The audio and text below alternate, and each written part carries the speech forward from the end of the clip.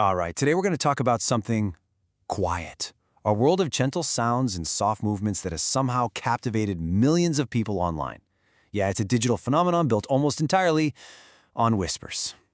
And look, it's a totally fair question. You've probably stumbled across these videos, right? They're hours long, they have millions of views, and it's just someone whispering, or tapping on things, or crinkling some paper. On the surface, it seems, well, kind of weird. So what is actually going on here? It almost always starts with something like this. A simple whisper. Or maybe a sound like this. A sort of rhythmic, really gentle tapping. And sometimes you even get this. So you have whispers, tapping, crinkling. All of these are the signature sounds of this massive and, incredibly quiet internet sensation. It's this whole subculture, really, built around these tiny, quiet little moments. Now, if you're someone who doesn't get it, it probably looks pretty bizarre. But for the people who do feel it, it's a seriously powerful tool for relaxation. And that's the key. This isn't just random noise. That strange, super pleasant tingling feeling that so many people talk about getting from these sounds, well, it actually has a name. And there it is, the big one, Autonomous Sensory Meridian Response, or as we all know it, ASMR. This term was actually made up back in 2010 just to give a name to this very specific feeling. You know the one, that sort of staticky, tingling sensation that starts on your scalp and just kind of melts down your neck and back? Most people just call it brain tingles. I know, that name sounds super scientific and complicated, but it's actually pretty descriptive when you pull it apart. Autonomous just means it happens all by itself, spontaneously.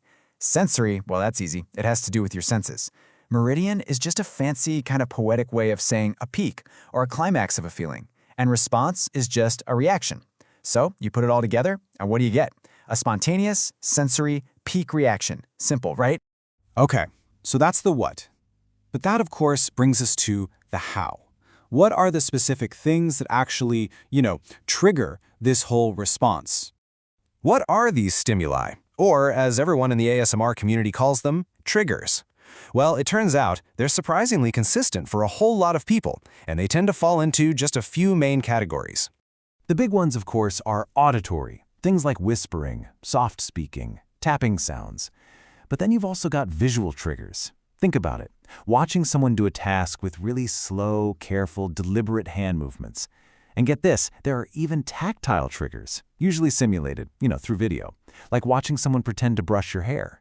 Your brain takes in all these cues, and for some people, boom, it produces that tingling response. A lot of people describe it this way. It's like a warm, tingling wave washing over your brain. See, it's not just a sound, it's a physical feeling of calm that's both super pleasant and really deeply relaxing. And there might be some real science to it. Psychologically, it seems to come from a feeling of safe, positive personal attention. That gentle kind of care that might trigger brain chemicals like oxytocin, which, by the way, is the same hormone tied to social bonding. Which, of course, brings us to maybe the biggest question of all.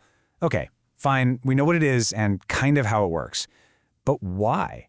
Why are literally millions of people going out of their way to find this stuff every single day? Well, if you look at the data, the motivations are crystal clear. Overwhelmingly, people watch for relaxation, to help them sleep, and to get some relief from stress and anxiety. For so many, ASMR isn't just some quirky internet entertainment, it's a form of self-care. It's a tool they use to manage the pressures of everyday life. And sure, some people watch because they're curious or even to feel a little less lonely. You can really think of it as this intentional journey to find calm. Step 1, you're feeling stressed out, or you just can't get to sleep. Step 2, you know that a certain trigger works for you, like maybe the sound of someone tapping their nails. So step 3, you actively seek it out. You watch a video, and you get to experience those tingles. And finally, step 4, you reach that state of relaxation you were looking for. It's a very proactive way to find a little bit of peace. And when you boil it all down, that's really the heart of it, isn't it? It's a modern solution to this absolutely timeless need for comfort. The tools are new, we're talking YouTube and fancy microphones, but that basic human need for comfort and safety, that's as old as we are. So let's zoom out for a second. Where does this super unique digital thing fit into the big picture? In our culture and our constant search for wellness. When you look at it this way, ASMR doesn't seem quite so strange anymore, does it? You can almost see it as the digital age version of stuff we've been doing forever. I mean, is a guided ASMR session really that different from a guided meditation? Is listening to a soft-spoken story all that different from reading a book? And these complex, layered ASMR soundscapes, they're really just a new take on calming music.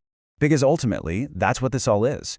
It's this fascinating intersection of psychology, this amazing power of digital communities to bring people together, and our own personal, individual search for ways to just feel better, to take care of ourselves. And that really leaves us with one last thing to think about. In our super loud, really fast-paced world, are we just searching for new ways to be quiet?